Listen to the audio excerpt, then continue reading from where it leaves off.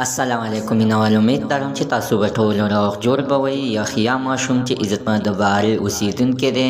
عزتمنو دا د دغه شانتې په بهرانه کې د کور نه بهر ته راووتلو چې راووتلو کوي ته وغورځېدلو. اوس عزتمنو د انتظامیې والا ورغلي دي، بیا کېده د دې عزتمنو جنازه هم شوې ده، دی دفن شوی هم دی، خو اوس د هغه انتظامیې والا راغلي دي او ویلي دي چې دا موږ راوباسو او تاسو ته یې موږ مخې ته ږدو. مینهواله راځئ ټول معلومات زه تاسو سره په دې ویډیو کې شریک کوم. ما سره دا ویډیو تر اخره پورې وګورئ چې تاسو ته پوره معلومات در ورسیږي. د دې معلومات نه مخکې راول زه تاسو ته دا یادګي وکړم، تاسو کو چارې زموږ په دې سوپر کلیک چینل کې نوي وئ، چینل هم نوي سبسکرایب کړئ. مهرباني وکړئ تاسو زموږ د سوپر کلیک چینل د سره سبسکرایب کړئ، خوا کې سره د ټلۍ نشان ووهئ چې هر یوه نوې معلوماتي ویډیو تاسو ته په اسانۍ باندې در ورسیږي.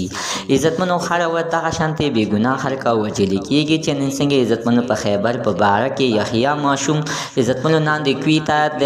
300 فوټه لاندې تللی دی چې عزتمنو بیا انتظامیه والا په دغه کې ناکامیابه شوي وو چې دغه ماشوم یې راویستلو، چې اوس عزتمنو هغه انتظامیه والا او خلک سوشل میډیا والا او صحافیان ورغلي دي او ډېرو کسانو پکې همدا هم ویل دي چې موږ خپلې ګردې خرڅوو خو دا ماشوم موږ راوباسو چې په هر حالات وي. نن عزتمنو هغه ماشوم قبر یو ځل بیا راوسپړدلی شو او هغه ماشوم راوباسي، خو عزتمنو تر اوسه پورې لا نه دی راایستې او دعاګانو کې یاد ساتئ چې الله تعالی دې دغه د مور او د پلار د زړه دپاره دغه ماشوم دې راویستلی شي او مور او پلار د زړه ارمانونه دي الله پاک پوره کړي او الله پاک دې دغه مور او پلار ته د زړه صبر هم ورکړي. عزتمنو چې ډېر سخت ظلم او زیاتی شوی دی، ځکه عزتمنو چې دغه ماشوم بې دردۍ سره وژلی شوی دی، یعنې کوي ته لاندې غورځېدلی دی.